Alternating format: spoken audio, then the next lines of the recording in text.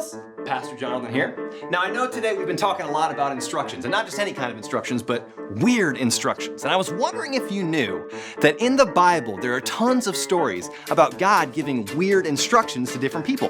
For instance, there was once this guy named Naaman, and he was a mighty commander of this awesome army, but he also had a creepy disease called leprosy. How many of you guys know what leprosy is?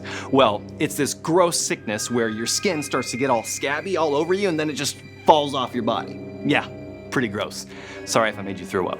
But that's what Naaman had, and he wanted to get rid of it. So he said, God, how can I get rid of my leprosy? And God said, well, if you follow these instructions, you'll get rid of it. Dunk 7 times in the river. And when you dunk the 7th time, your leprosy will be gone.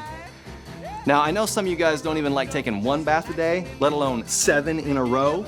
And maybe Naaman was a little bit like you guys are sometimes when you throw a fit. I don't want to take a bath, no! But ultimately, he made a choice to dunk 7 times because he really wanted to get rid of that leprosy. So 7 times later, after 7 dunky dunks, the leprosy was gone.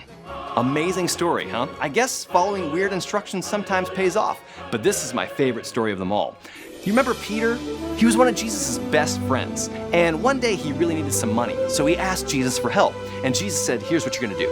You're gonna go fishing, you're gonna catch a fish, you're gonna put your hand in the mouth of that fish, and you're gonna pull out the money you need.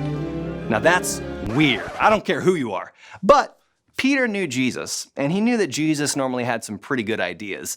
And so he decided he was gonna try it. So what did Peter do?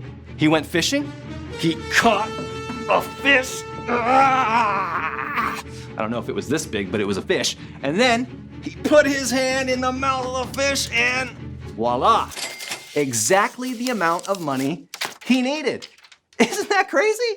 I guess weird instructions work when they come from God. And speaking of instructions, boys and girls, I think our friends over there, Charlie, Violet, and Fitz, I think they need some instructions of their own. Let's take a look. That's it! I can't do this anymore. This is helpless. Wait. Fitz, are those the instructions? I didn't even know that we needed them. Of course we needed them.